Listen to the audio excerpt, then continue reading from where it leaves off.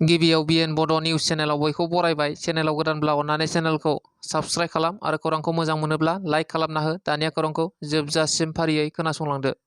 मोनसे दुखुनांथाव खौरां। पान्जाबनि गंसे कारखानायाव हरखाब बिस गोनां गेस गनायनि जाहोनाव 11 सुबुंफोरनि जिउ खहा जादों।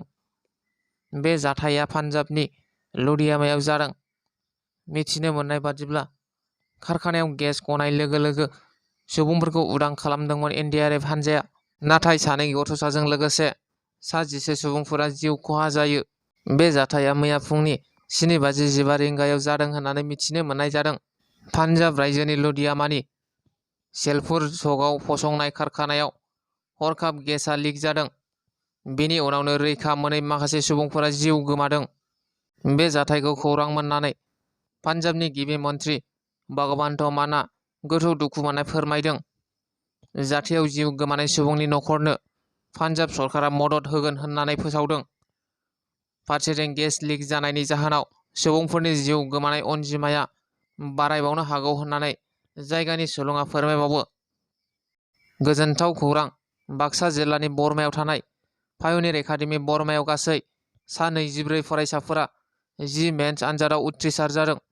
बरमानि पायनियर एकाडेमिनि सा 24 फरायसाफोरनि मुङा जाबाय फारियै रनसाय नार्जारि 94 जौखोन्दो, कमल बर' 93 जौखोन्दो, दानसोरां नार्जारि 89 जौखोन्दो, नेपथ्युन बर' 87 जौखोन्दो, रातुल आहमेद 85 जौखोन्दो, मृत्युन्जय बसुमतारी 84 जौखोन्दो, जोंसार बर' 81 जौखोन्दो, नमिता बर' 81 जौखोन्दो, गेवलां बसुमतारी 78 जौखोन्दो, प्रिथिराज दैमारि 75 जौखोन्दो, अनसुमान स्वर्गियारि 74 जौखोन्दो, बिनन्द हाग्रारि 63 जौखोन्दो, परमज्योति ब्रह्म 62 जौखोन्दो, हिरक ज्योति बर' 61 जौखोन्दो, प्रिया बसुमतारी 61 जौखोन्दो, पारुल ब्रह्म 61 जौखोन्दो, पल्लब स्वर्गियारि 52 जौखोन्दो, फुजा बर' 52 जौखोन्दो, अमित रामसियारि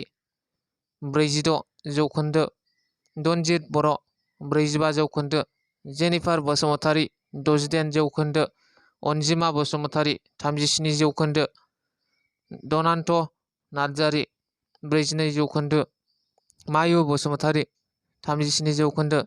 बरमानि पायनियर एकाडेमिनिफ्राय सा 24 फरायसाफोरा जि मेन्स आनजादाव उथ्रिसार जानो हानायनि थाखाय पायनियर एकाडेमिनि सामलाय आफादनि गाहाय नेहाथारि गुरु पबित्र बर' आरो गोरायुं दैसा बसुमतारीया जोबोद गोजोननाय मोननाय फोरमायदों।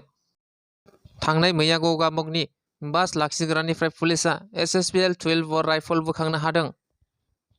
मख'नो गोनांदि हाथियारजों लोगोसे हमजानाय सुबुंखौ लखिमपुर जिल्लानि नावबयसा गामिनि थागिबि आमिनुल हुसैन होननानै मिथिनो मोननाय जादों।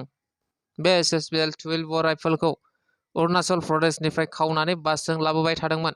बे समावनो बासनि कन्डाक्टरा नुनानै गगामुख बास लाखिग्रायाव हमनानै पुलिस बिफाननो गथायनानै होदों होननानै मिथिनो मोननाय जादों। दिनैनि खौराङा बेखिनियानो। गोजोन्थों।